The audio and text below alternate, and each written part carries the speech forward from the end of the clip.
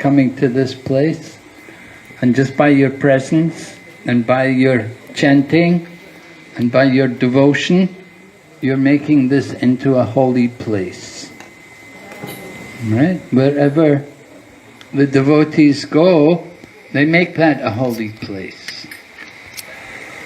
This was described in the Bhagavatam when Vidura came to Hastinapur. Maharaj Yudhisthira described Vidura, that you're the personification of the holy places, because you carry the Lord in your hearts. So I know all of you also carry the Lord in your hearts, because you've all been associating with the holy name. Many of you been chanting since your birth, so for a long time. You're very fortunate. You had a lot of association with devotees, and with that association you've developed an attraction for chanting the holy name. That is the sign of a devotee. In the Chaitanya Charitamrita, one devotee came there and he asked Chaitanya Mahaprabhu, he said, I'm very fallen, I'm in householder life, so I'm very fallen, how can I make spiritual advancement? So Chaitanya Mahaprabhu told him, you have to chant the holy name constantly and you should serve the devotees. So then he asked, how can I recognize who is a devotee? And Chaitanya Mahaprabhu said, anyone who chants the holy name even one time, he is a devotee.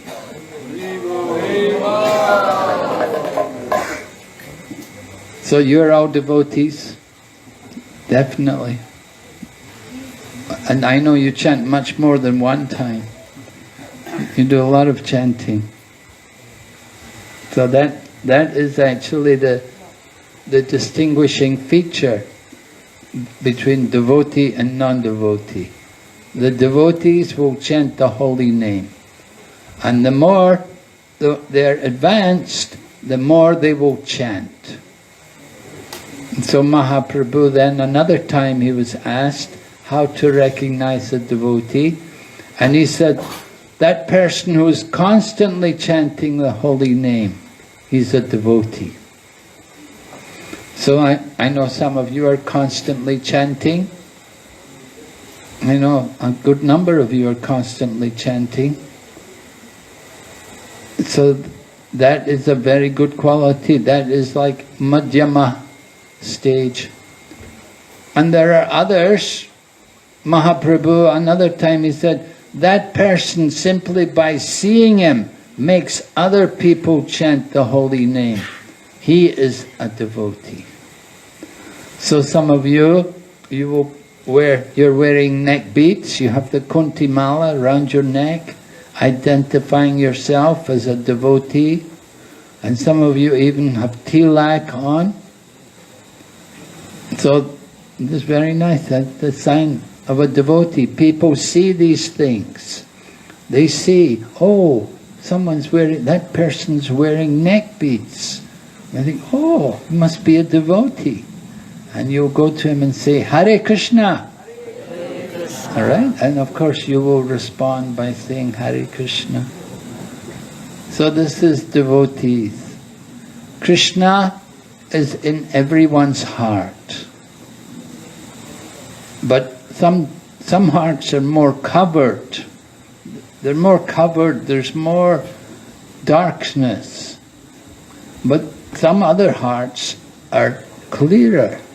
And the clear heart, they have more taste, they can see Krishna better. And they chant with more taste. So seeing all of you chant here tonight, I could see how you all have a good taste for the holy name. Your enthusiasm to chant and to dance during the arti, very nice. That is a sign of genuine devotion. And it even inspired me Even I thought about dancing. Usually I won't. Usually I just watch. But seeing all of you, you inspired me to jump and dance. So thank you all very much. I'm looking forward to more of your association in the kirtan. Kirtan is the life of the devotees. So yesterday we were celebrating Ekadasi, and today is the Dwadasi.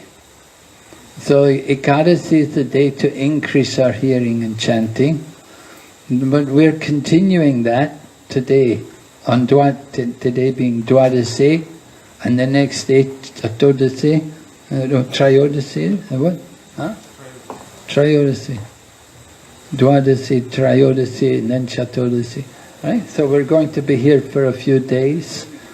So for the few days that we're here, we want to have nice kirtan, lots of kirtan, and relish the holy name more and more. It's a wonderful opportunity to clean the heart. There's no neighbors here who are going to complain. Oh, your drums, oh, you're making so much noise. Why do you have to chant so loudly? Nobody will complain here. The trees won't mind. The trees are happy that we've come here to give the holy name. After a long lifetime in the body of the tree, these trees have become fortunate today by the presence of the holy name, by the chanting of all the devotees. So this kirtan, this is very, very important for all of us. We want to regularly have that opportunity to take part in kirtan. Sometimes we have a nice big group like here, more than 100 people here chanting. Other times you may be on your own. Chaitanya Mahaprabhu, sometimes he was alone chanting. But he didn't mind. He would chant and he would dance. And sometimes when he would be chanting and dancing, sometimes people would come and they would join with him. Just like when he came to Mathura, he was chanting and dancing in ecstasy, and then this Brahmana appeared, an elderly Brahmana appeared, and he began to dance with him. Just like if we were dancing and chanting somewhere in the streets of Penang or Kuala Lumpur, and all of a sudden somebody came and started to chant and dance with us. What would you feel? Wouldn't you feel pleased? If you're already there chanting and somebody else comes along and they join with you and start to chant as well and dance. So Mahaprabhu was so happy this Brahmana came and chanted with him and danced with him. And afterwards Mahaprabhu questioned him about, who are you? How do you know this? Because without having some contact with devotees, you wouldn't be able to chant and dance. So this Brahmana then told Mahaprabhu how he had met another devotee previously. Another devotee had come some years before, and he had chanted and danced, and the Brahmana had surrendered to him and become his disciple. He'd taken initiation from him. And now Mahaprabhu had come and he was also chanting. So the Brahmana was so happy that, oh, another devotee has come to chant the holy name. So this chanting, this is not any ritual, but it's the Kali Yuga Dharma. It's the process of religion for the age of Kali. And just by chanting, we can get all success. Lord Chaitanya says in the Shikshastikam, Param Vijayate Krishna Sankirtanam. Right. Param Vijayate Shri Krishna Sankirtan. Let there be all glories to Lord Krishna's Sankirtan. So we're really fortunate here. This is a very nice place. You can see we don't have to worry about being too hot here because there's no walls on the side here, right? We're open. We're covered on the heads, and we're open on the side to enjoy the air and the breeze, if there's any. And we're protected from the rain and the hot sun. And so it's a very nice, perfect place. It's very big also. We could have several hundred devotees in here if we wanted. Anyway, we're fortunate this year. We have about 120, is it? 120. 100 or more devotees here. So we said the more the merrier, right?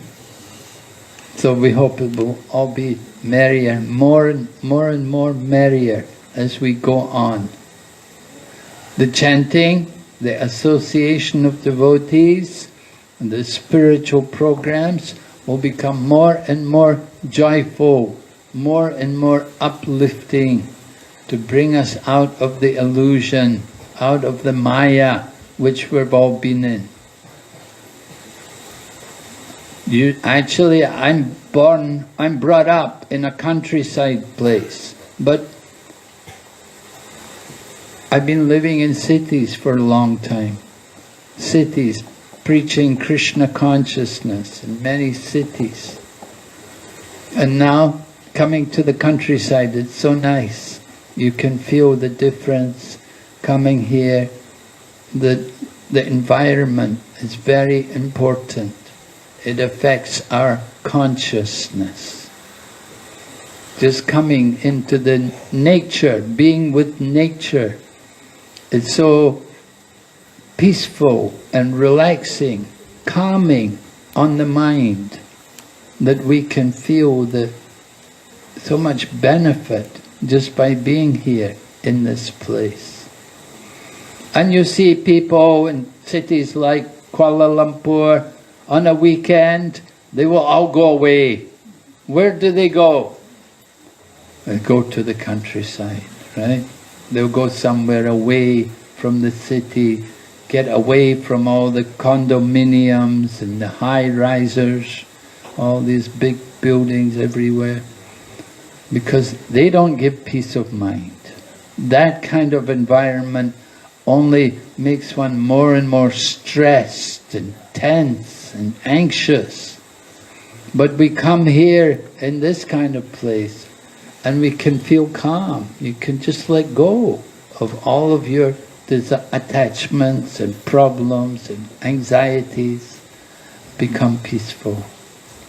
So I hope, at least for the next few days, that together we will all take advantage of this place to become peaceful and to become joyful souls, right?